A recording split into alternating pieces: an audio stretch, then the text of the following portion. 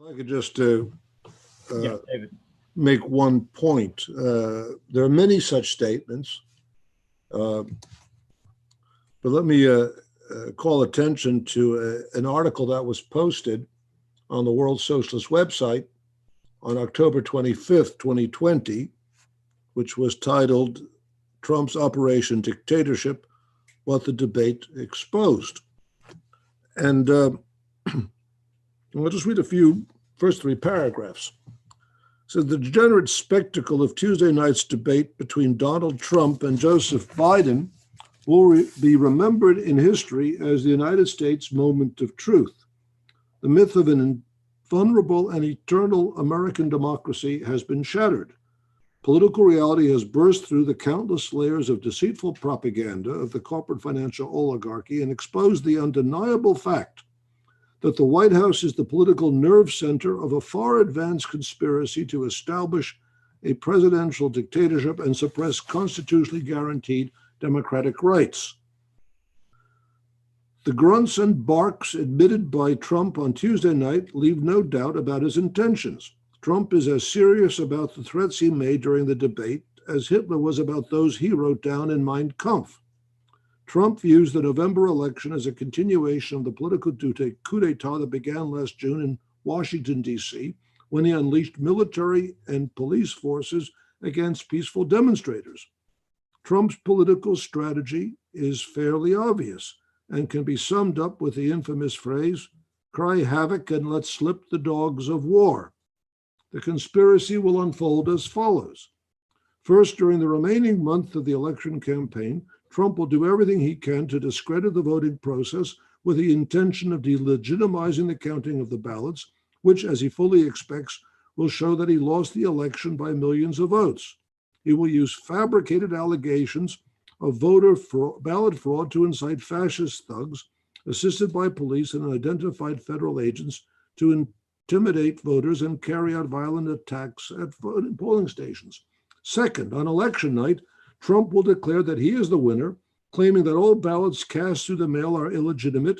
He repeated throughout the debate his claim that the only way that he can lose is if the election is rigged, through the destruction of ballots and other forms of fraud.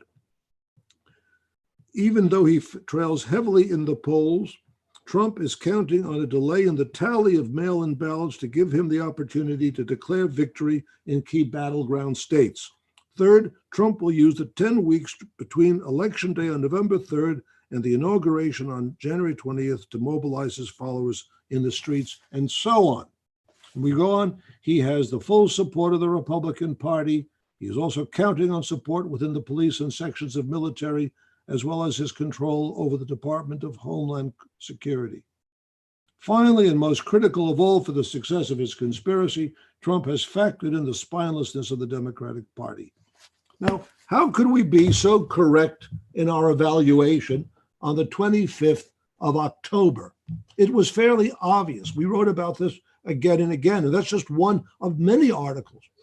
I mean, Marxism is, of course, a powerful tool, but one only had to very carefully examine what he was saying, the political maneuvers he was engaged in, to see that, he intended, as he had been stating for a long, long time, to overturn the results of the election. Later on, it's often written that one of the advantages that Hitler had was that no one really took him seriously.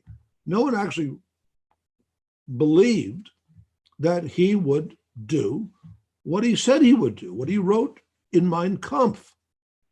And that was an attitude that persisted. That's one of his advantages. We took him at his word, not because, we were focused so much on Donald Trump.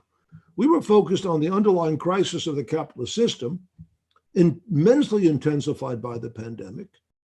And just one last point, we repeatedly called attention to the fact that Trump was placing why did he, throughout his campaign, wage war against the use of the mask, belittle the significance of the pandemic, and so on? It was because he was making it clear to those who really count in formulating American policy that his administration would not allow the pandemic to interfere with the profit generation mechanism. And in that regard, the first statement Trump made after the election, remember he disappeared for several days. He called a press conference to tell Wall Street that there would be no lockdown while he was president. That was a critical issue. So I think we must realize, the correctness of the World Socialist website has been vindicated. And things are playing out very much as we warned they would. So I think this, so to the answer to the question, I think the answer lies in the historical record. We correctly anticipated what would take place. It did take place. So I think it speaks for our approach to this crisis and the warnings that we're making. This is not over.